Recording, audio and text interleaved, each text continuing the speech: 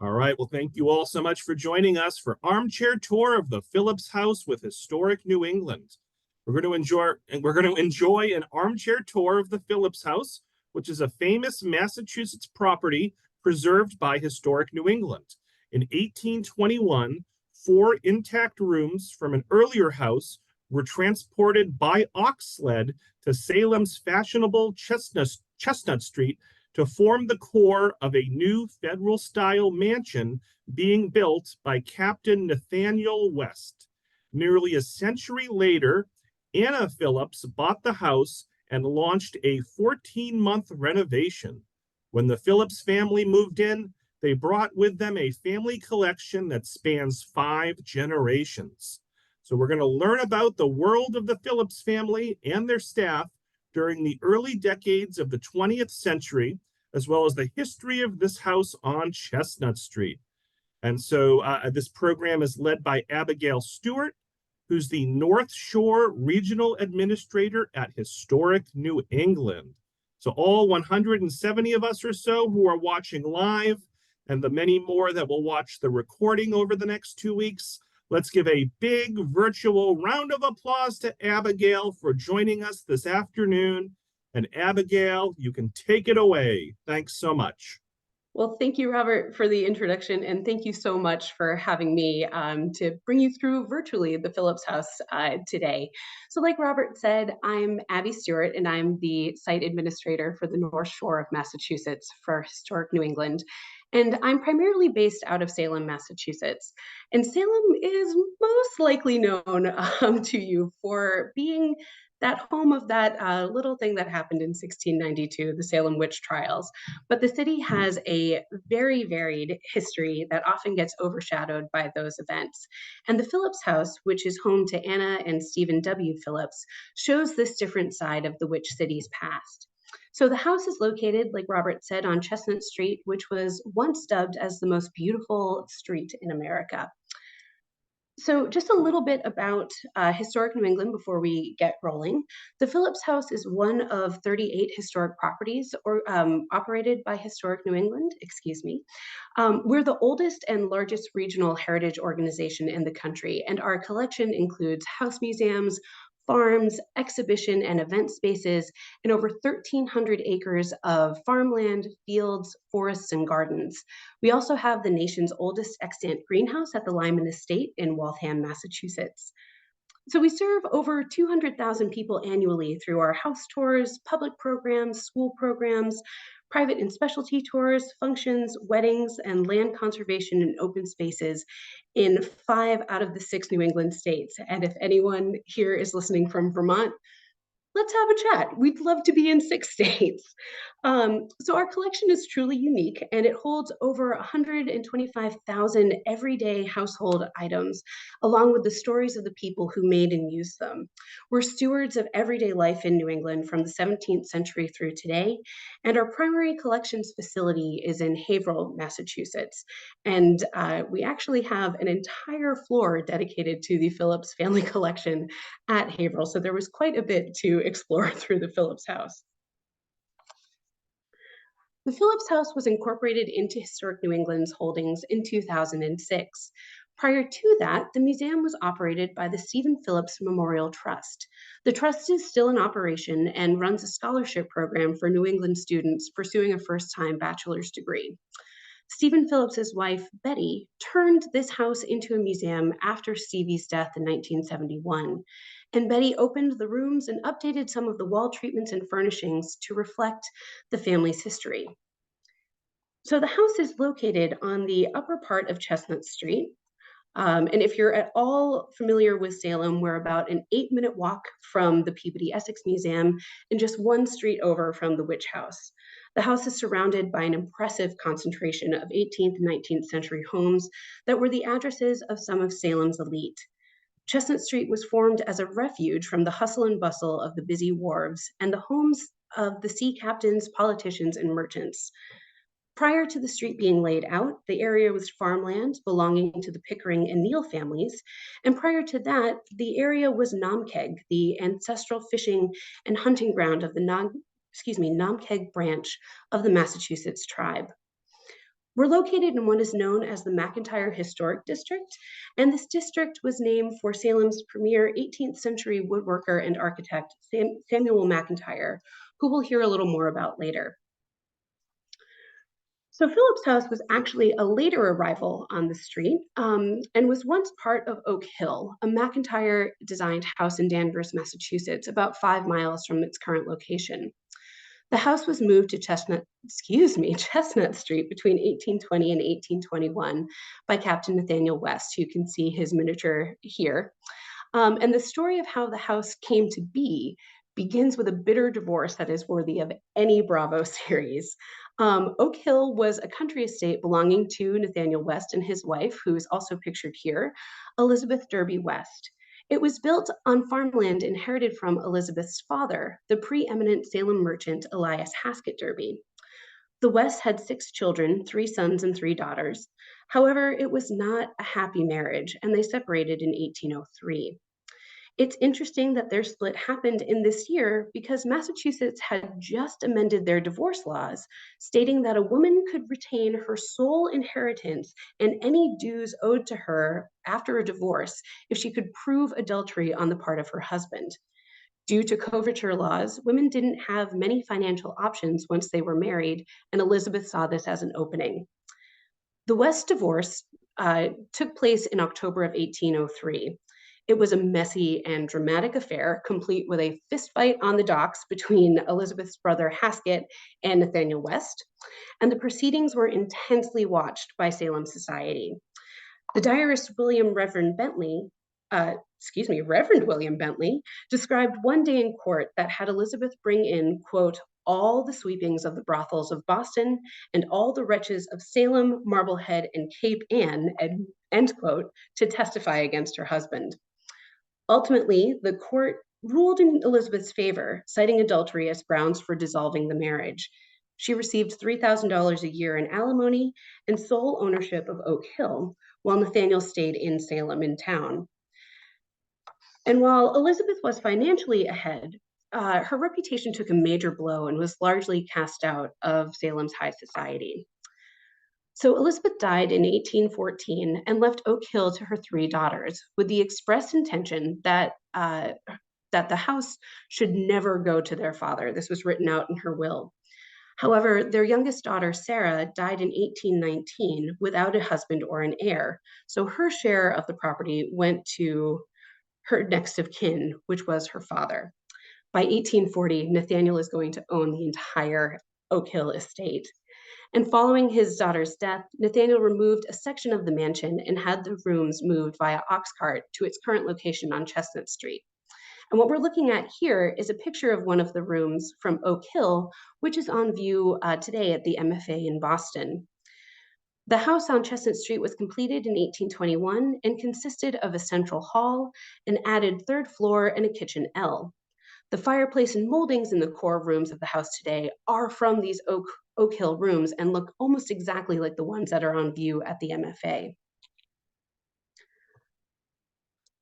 Once the house was finished, Nathaniel West Jr. and his family lived there until the 1830s, when it was rented by a Mrs. Malvina Ward, who ran a boarding house and a school out of the property. She eventually purchased the house from Nathaniel West's estate and added a cattle barn, which would become today's carriage house. Mrs. Ward's purchase kicks off over 170 years of female ownership of the property, which is pretty cool in a time that women did not have a lot of financial power. Mrs. Ward did very well for herself and even hired a household staff of 3 to run her house.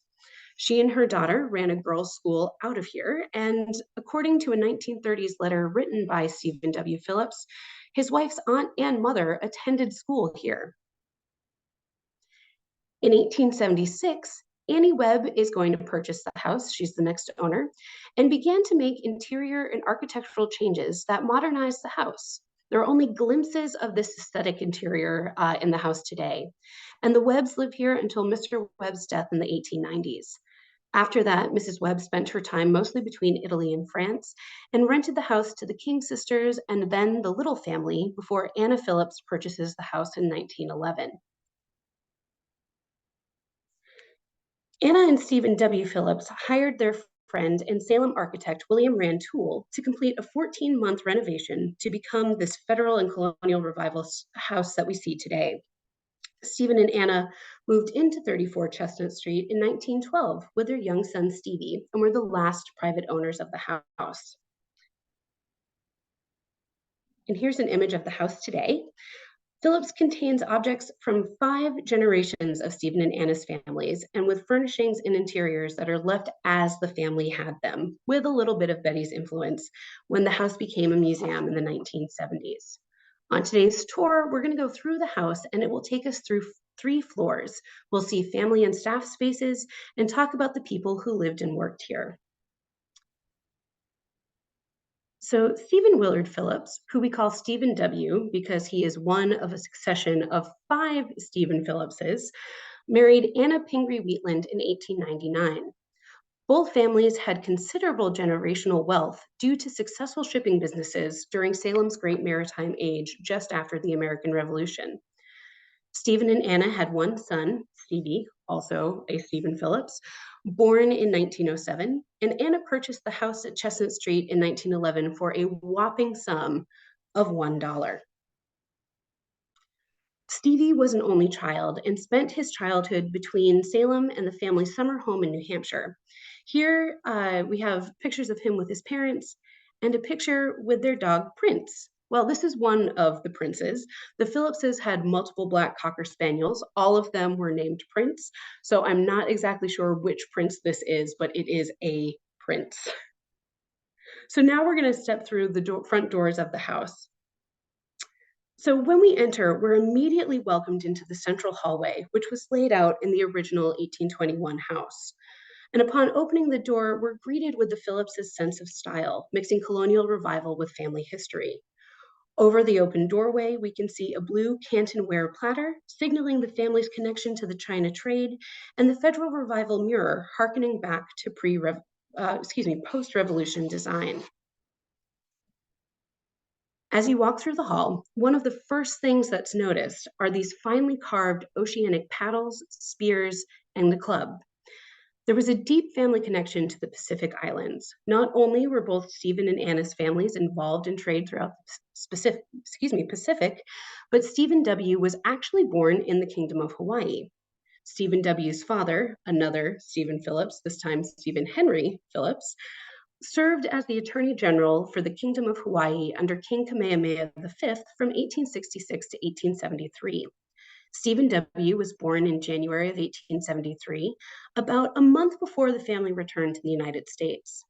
Stephen W.'s birthplace started a lifelong fascination with the Pacific Islands. He would return multiple times throughout his life and became a principal collector for what would become the Oceanic Collection at the Peabody Essex Museum in Salem. So these oceanic artifacts are found all throughout the house. We have the club and paddle in the front hall, and we've got ceremonial bowls, jewelries, war clubs, and paddles spread throughout the house. There's not a room in Phillips House that you can be in without finding an object from the Pacific Islands. So the first room we're going to enter is Stephen W.'s library. During the 1911 renovation, William Rantoul added this impressive wall-spanning bookcase to house some of the family's book collection. Stephen W. was an avid rare book collector and a prominent member of the Club of Odd Volumes at Harvard, where he was an alum. Stephen W. was an investment attorney and successfully managed both his and Anna's family estates. He also provided investment advice for his household staff, and according to family legend, not one of Stephen W.'s clients lost money during the Great Depression. The library is a decidedly masculine space. If it was a night that the Phillipses were entertaining, Stephen would host the gentlemen in this room. They would gather in here after a formal dinner, draw the heavy velvet curtains separating this room from the rest of the downstairs, and enjoy their cigars and brandy before heading across the hall to rejoin the ladies in the parlor. The library and parlor and the 2 rooms directly above them, the ladies' sitting room and Stevie's bedroom, which we'll see in a few minutes, are from the original Oak Hill rooms. We're now going to head across the hall into the parlor. This was the primary social space for mixed groups in the house, and the Phillipses entertained frequently, and Anna would host society teas in this room in the afternoon. If it was an evening with a dinner party, the guests would almost have certainly played games in here. Anna was an avid bridge player, and the cabinets in this room contain all that you need for many games like chess, dominoes. There are rules for mahjong and tiles, and decks of cards. So there was not a night without games when you were visiting the Phillipses. Also, in this room, the art and furniture are typical of the family collection with this mix, again, of early American and global influences. Some of the items were picked up from the family's travels, and others were inherited from members of the family. And one of my favorite pieces in this room is this Wedgwood coffee set, which just needed an extra special shout out because it is so awesome. Also, if you were going to be entertained by the Phillipses in the evening would have had music. Anna was a music lover, and she was formally trained in opera and piano.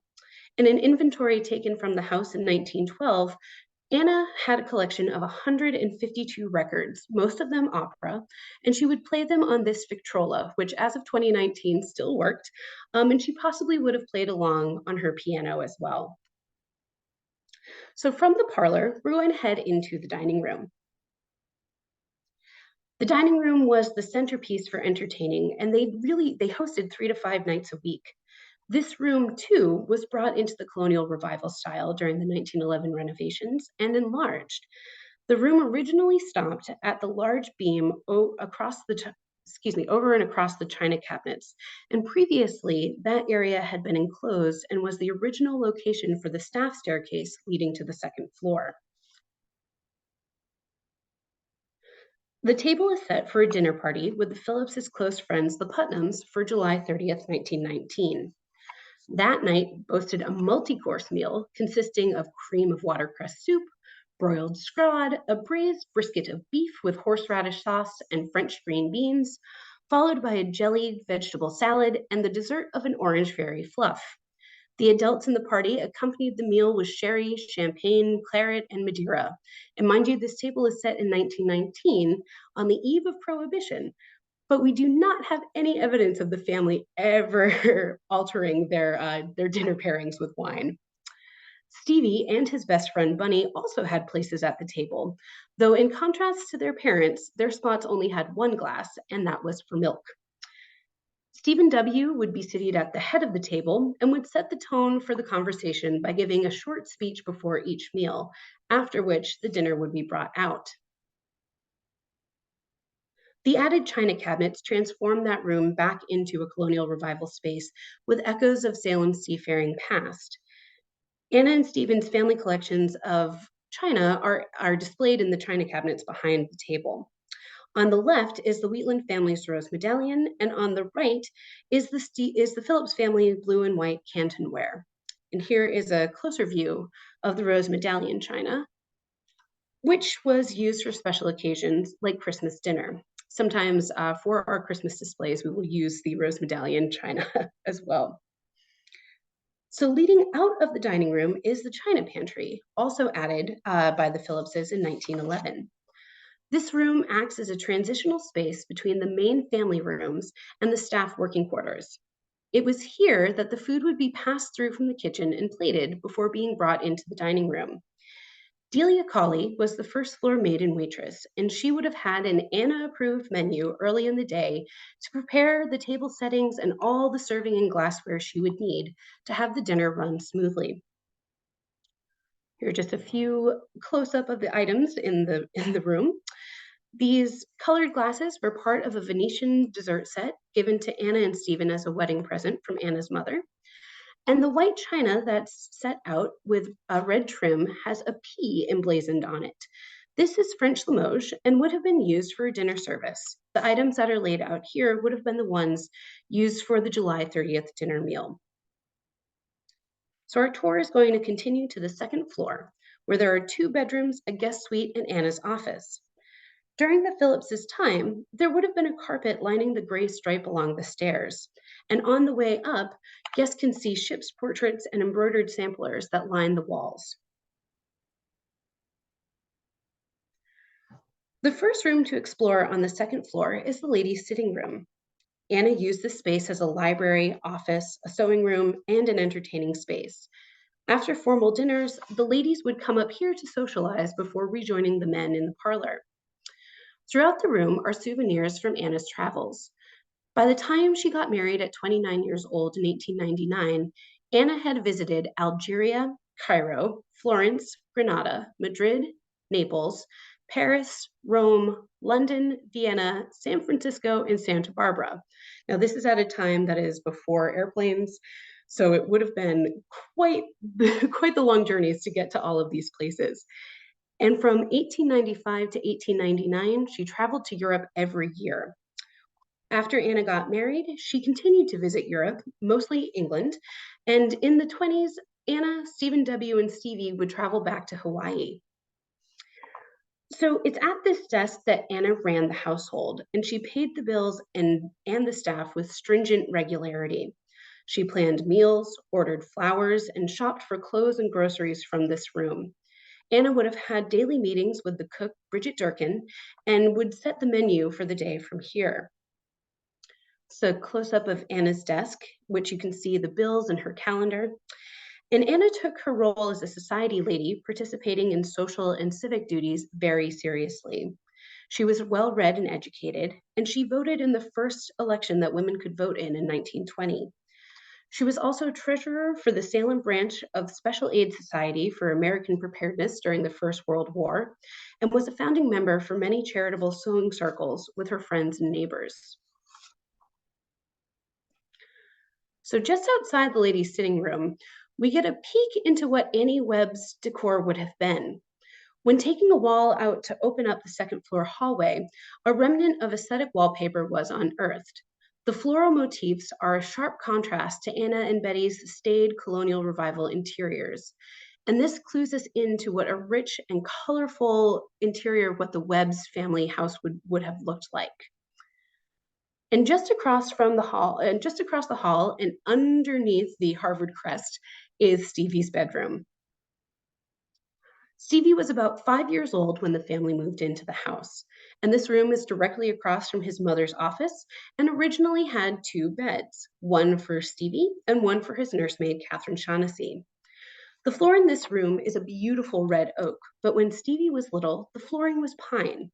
And this was intentionally updated when he got older so that he could play without his parents worrying about him scratching the floor. Today, the room is filled with some of Stevie's toys and personal items. On the chest you see right in the front is a marble run that when kids are on tour, we do let them run the marble and it rings a little bell at the end. It's a lot of fun until the marbles go roll away. But Stevie was a very curious child who enjoyed collecting mechanical banks, playing chess, and following in a family tradition. He loved to read. And above the fireplace hangs a folk art painting entitled Hardships and Self-Sacrifice. This is a painting by J.O.J. Frost depicting a fictional rendition of Salem's first European colony during their first winter in 1626. Frost was from neighboring Marblehead and was well known for his folk art. Anna purchased this piece in the 1920s and placed it above that McIntyre designed fireplace surround, which you can see here. Again, we're seeing this mix of modern styles with the traditional. Also in this room is Stevie's teddy bear, which has a little Harvard sweater on it. Stevie followed in his father's footprints and went to Harvard, where he became an investment attorney, but that did not hold his interest. Instead, he enjoyed outdoor activities and history. Stevie even joined many amateur archaeology digs from Harvard, and it was on one such archaeology trip in Romania that Stevie contracted tuberculosis, which he battled throughout his life. In the 1940s, to work on his health, Stevie went to a sanatorium in Saranac Lake in New York, where he met Betty Wright. Betty was also a patient at the sanatorium, and she was there to help with a pulmonary illness of her own when they met. Betty was teaching math classes at the Institute, and they bonded over their shared interest in operating ham radios. They married in 1942 and had 3 daughters. From Stevie's bedroom, we'll move into the master bedroom. Stephen and Anna's bedroom is set back behind the public and guest spaces. Their room contains personal items like photos of Stevie as a young boy, ship's portraits of the family's merchant vessels, and personal items pertaining to members of their family. It's a private, understated room that connects to a bathroom and a dressing room. Anna passed away from stomach cancer in 1938, and the connected dressing room was used as a nurse's room and a small bedroom for Stephen W. when Anna was sick.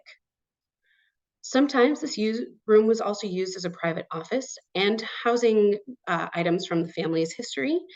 This desk was actually the partner's desk that belonged to Stephen Henry Phillips, Stephen W.'s father, from when he was Attorney General in Hawaii. There's also a quilt on display in the room made by Stephen W.'s mother. Now, there are two rooms in particular people love to see on the tour. One is the kitchen, which I promise we will get to, and the other are the bathrooms. This is the master bathroom, and we have two of the 5 full bathrooms on display. This bathroom is part of the master bedroom suite and displays the new attitudes to hygiene from the early 20th centuries. The white porcelain and exposed pipes made it very easy to clean and maintain. The master bathroom is no frills and has only the essentials. And an interesting fact about the house is that there are only bathtubs and no showers throughout the house, even when the house was lived in the 40s, 50s, and 60s. The other bathroom we have on display is a guest bathroom, which has a little more color. And this holds a display of 20th century toiletries. So this display has hairbrushes and beauty products from the early 1900s, including a box of Statler square toilet tissue that you can see on the second shelf from the bottom there. So we're now going to leave the family side of the house and are going to head into the staff spaces. The Phillipses employed 3 live-in staff, all women, and 2 full-time men, a chauffeur and essentially a handyman, to run the house. All of the Phillipses' staff was Irish or of Irish descent, which was typical of Salem at the time. What was atypical was the length of time the staff stayed with the family. In the 19 teens and 20s, there was a great turnover in domestic service, with many people using these positions as springboards into society once arriving into the United States. However, the Phillipses enjoyed long and trusted relationships with their employees. For example, Catherine Shaughnessy, originally hired to be Stevie's nursemaid, stayed with the family over 50 years, and she was the last person to live in the house. She stayed on after Stephen W.'s death in 1955 to care for the house. And Stevie, Betty, and their children lived right next door, and Stevie would come have breakfast with Catherine at the Phillips House kitchen every morning.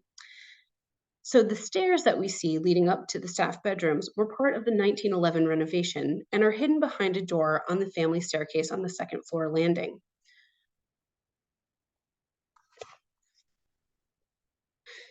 The staff bedrooms that are on display is typical of the staff rooms of the time. Each room came with a closet, dresser, mirror, wash basin, and a bed. The Phillipses supplied the women who worked for them with a room, all meals, and their uniform, on top of paying them a weekly wage. While they were almost always on call, their typical schedule was a Thursday afternoon and a Sunday morning off. This bedroom belonged to the cook Bridget Durkin, who was specifically hired to cook on the cast iron stove. There are 3 staff bedrooms on this floor, 2 of which are offices now, and a shared bathroom. Typically, the best rooms were reserved for staff with more specialized jobs, like cooks or ladies' maids. But at the Phillips House, seniority is going to win out, and Catherine, having the longest tenure, had a room right next to the bathroom that had 2 windows and her very own fireplace. Just outside the staff bedroom is an annunciator, or the alarm of the call bell system. Every family room except one has a call bell that is connected to this unit. The only room that doesn't have one was 5-year-old Stevie's bedroom. The call network consisted of the buttons and annunciators all throughout the house, and the annunciators are found on the 3rd floor, in the kitchen, and in the basement. Once a room button was pressed, a little white disc would come down to alert you where you needed to go, and then you could reset it when you were on your way. So these are the staff stairs that we saw before, but this is leading down, and you can see just how steep that the staff staircase actually is. So this provides direct access from the staff bedrooms to the second floor landing and again to the kitchen. And what I love about this picture is the tread on the stairs. And you can just imagine people running up and rushing down with linens and other various items to keep the house running smoothly. There are even scuff marks when you come to visit on the door that leads to the second floor bedroom for when someone might have kicked it open if they had too many things in their hands. So it's these little details throughout the house that really are exciting. So like I said, these stairs lead directly to the kitchen, which during the renovation, William Rantoul basically left alone. So the kitchen is pretty much as you would see it from the Webb's 1870s update. The windows were enlarged to create a brighter environment and to allow for better airflow through the space, but that's about it. Still in place and in use during the Phillips time is the cast iron stove. Working with this stove was a specialty skill and required all day upkeep. Bridget would wake up before the rest of the house, get a fire started in the stove, and make the staff breakfast, followed by the family's breakfast, and then would embark on all of the cooking needs for the rest of the day. The family did eventually install a gas range, but that wouldn't be until the 1930s. It was located where you can see the coal bucket on the bottom corner of the picture today. Another interesting fact about the kitchen is if you take a look at the light fixture, you'll notice that there's uh, bulbs on the top and the bottom.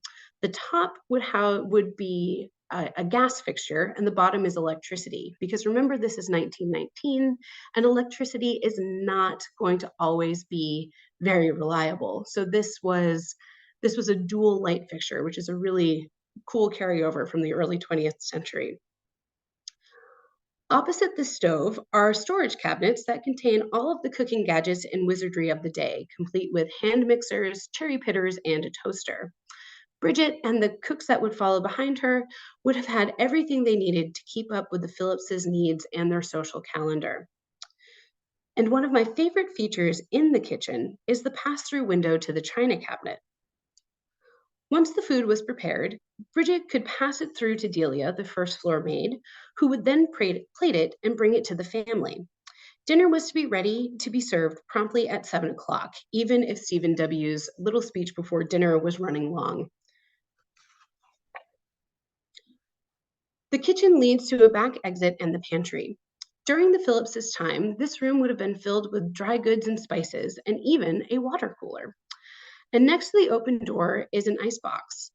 Inside the icebox is a very interesting little door that actually leads out to the exterior of the house so that the icemen could come and replace the ice as needed throughout the day or throughout the week, depending on the need for deliveries. The Phillipses got their ice from Wenham Lake in nearby Beverly, which boasted ice so pure that you could read the day's newspaper through it. One of the other staff spaces in the house is an in-house laundry room. Women who worked here did not do the family's laundry. We have a record of a Mrs. O'Keefe who would come in to do the washing. It was an onerous task that the house staff didn't typically do. Excuse me. The harsh chemicals used in weekly cleanings would damage the laundry workers' hands. So this was a job typically for women who were already married or working outside of the home. The reason that house staff didn't usually do this was, unlike the Phillips house, many of the staff would have been young women looking to get married and leave domestic service. So they didn't want to mar their hands with the harsh materials. So this was really left to older women and women who are already married to do this very, very harsh work for some extra income. So we're now going to exit the main house and head into the backyard. The carriage house appears on the grounds by the 1850s, and originally it was used to house the horses and cattle for Mrs. Ward, and there are rooms for the caretakers and grooms on the second floor. We know that for a time, this structure was listed as 34 and a half Chestnut Street, and that during the time that the Little family lived here, one of their staff lived on the second floor with his families during the early 1900s. During the time that the Phillips lived at the property, the carriage house became a storage and workspace. The backyard, as we see it today, is a little bit of a fantasy. This really would have been a working yard with a kitchen garden and laundry lines all throughout. This backyard that we see is really a creation from Betty's mind when the house became a museum in the 1970s. Today, the carriage house holds a collection of the family's carriages and automobiles, none of which were actually stored here during the Phillips time. There are currently 5 carriages in storage at the carriage barn, all used by members of the Phillips family. The carriages were kept at their stable on Warren Street, which is one street over from Chestnut Street. In the top corner, we see the green Brougham, known as an opera Brougham, which belonged to Anna's mother, Anna Maria Wheatland, who lived just next door to Anna and Stephen. The sleigh pictured on the right is the Portland Cutter belonging to Stephen W.'s father and was used by the family during the winter. The bottom 2 photos show a wicker pony cart, and we have a letter to Santa Claus that little Stevie wrote when he was about 7 years old, asking for a pony and the cart. But he asked Dear Mr. Santa Claus to have the pony and cart delivered to the stables on Warren Street so that there wouldn't be a pony in the parlor on Christmas morning. So we have the pony and car. We have the cart, not the pony. Excuse me. That is on display, and this cart actually led off the Chestnut Street days, which was a neighborhood parade for many, many years, and was very well known in the neighborhood. We also have a collection of automobiles. So the Phillipses kept up with the times, and we have their 3 cars here. So we have 2 Pierce Arrows and 1 Model A Ford. On the top left of the screen is the family's 1924 Pierce Arrow touring car, and this car is in its original condition. On the runners, you'll see a toolkit because your driver was not only your driver, he was also your mechanic. And so this would have been a specialized skill, and the men that would work on these cars were full-time members of the Phillips House staff, but they did not live in the house. They would live elsewhere in the town and paid a much larger wage because they weren't getting room, board, and clothing from the Phillips family. On the right is a 1936 Pierce Arrow limousine. It's one of very few in circulation. And in the center is the family's 1929 Model A Ford. And this car is still operational and is taken out at least once a year for our annual car meet that happens the second Sunday of August every year. And this year, we're in our 22nd year doing this, and it's on August 11th, so hopefully we'll see you there. And that actually brings us to the end of our armchair tour. So thank you so much for joining me on the virtual tour through the house. And if you want to visit the Phillips House, we are open from June 1st through October 31st, and we would love to see you there. Thank you so much. So folks, let's give Abby a big virtual round of applause for a great presentation. And we can take approximately 15 minutes of questions and comments. If you have any questions for Abby, please type them into the Q&A box. If you have any comments for Abby, please type them into the chat. So Gail wants to know, is the Abbey House related in any way to Mass General Hospital's Phillips House? So not directly. So the Phillipses in Massachusetts are all descendant from Reverend George Phillips, who was one of the founders of Watertown. And so that branch of the Phillips family is distantly related to the Salem branch of the Phillips family, but they're not exactly the same. Barbara asks, oh, sorry, Abby. Yep. Oh, I was just saying, good question. Yeah. Barbara asks, did they own the quilt that was on the bed you showed? Yes, so that was made by Stephen W.'s mother, and that was owned by Stephen, and then it went to his brother James Duncan's house, and then brought back to the Phillips House for when it became a museum in the 1970s. You just referenced the car meet. An anonymous attendee asks, What types of cars come to this annual car meet? We have a whole bunch of cars that come. We typically line the street with about 100 antique and vintage cars. We have everything from 1923 Fords all the way up to 1970s muscle cars. It's typically a first come, first serve event that's free to participate in. And it's really a great day. It's a block party kind of atmosphere on Chestnut Street, and there's more information. So watch the website. So Nancy asks, is the Phillips family related in any way to the Hitchcock Phillips House, which is on Church Drive in Cheshire, Connecticut? I will have to look that up. I am not familiar with that house, but yeah, if you want to reach out to me after the program, I'd love to get more information on that, and we can do a deep dive. An anonymous attendee says, fantastic tour. Was the Phillips House location and prosperity considered strategically close to the railroad? So yes, actually, the Phillips family did own shares in the railroad in Salem, but the house itself, I'm not sure of the connection because the earlier Phillips family lived a little further down the street, which would have been closer to the railroad. I do know that Stephen Phillips would call to have his carriages bring him to the railroad every day because his office was in Boston when he wasn't working from Salem. So I'm not sure about how strategic it was, but it was definitely a good location for using the railroad at the time. The railway station during this time would have been down, if you're familiar with Salem, where the Steve's Quality Market and the post office is today. Larry asks, was one of the wives you mentioned early on a Pickney? So Anna Phillips was a Pingree.